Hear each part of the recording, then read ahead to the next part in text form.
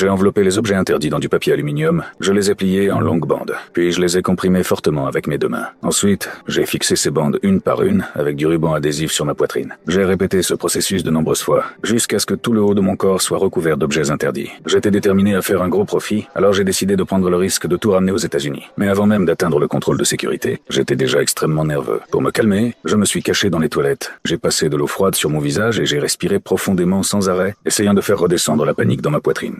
J'ai baissé les yeux pour vérifier tout mon corps, en m'assurant que les objets interdits étaient toujours bien fixés sur moi. Après tout, c'était la première fois que je faisais quelque chose comme ça, et mon cœur battait si fort qu'il semblait vouloir sortir de ma poitrine. Finalement, j'ai pris plusieurs grandes inspirations, et j'ai réussi à me donner le courage de marcher vers la sécurité. Lorsque les agents ont inspecté mon sac, j'ai discrètement mis un chewing-gum dans ma bouche, espérant calmer mon stress. Par chance, le contrôle de routine s'est déroulé sans problème. Mais au moment où j'allais partir, un agent m'a soudain attrapé le sac et m'a demandé d'enlever mes lunettes de soleil. Je suis resté figé une seconde, incapable de savoir si le liquide sur mon visage était de la sueur ou de l'eau avec laquelle je m'étais lavé. Heureusement, après un bref échange de regards, il m'a laissé passer. Après avoir échappé de justesse au pire, j'ai presque couru vers la navette. Mais avant même de pouvoir souffler, la scène devant moi m'a de nouveau glacé le sang. Devant moi se tenait un groupe de gendarmes lourdement armés. Je n'avais jamais imaginé qu'il y aurait un deuxième contrôle avant l'embarquement. Tout le monde a été forcé de descendre pour une seconde inspection. À ce moment-là, j'ai complètement paniqué. J'ai dit à ma petite amie de monter dans l'avion en avance, en lui disant que je la rejoindrais tout de suite. Je comptais profiter de ce moment pour arracher rapidement les objets interdits de mon corps. Mais à cet instant, un policier est monté dans le bus. Je n'ai eu d'autre choix que de prétendre que je cherchais mon passeport. L'agent m'a immédiatement ordonné de descendre, et mon plan a complètement échoué. Au point de contrôle, j'ai continué à sortir des objets volontairement, faisant semblant de ranger mes affaires pour paraître normal, essayant de passer la vérification. Mais un policier m'a repéré immédiatement, et m'a arrêté sur le champ en exigeant une fouille. Au début, lors de la fouille, il n'a rien remarqué d'anormal. Mais lorsqu'il a appuyé sa main sur ma poitrine, il a senti mon cœur battre de façon anormale. La seconde suivante, il a soulevé directement mon haut.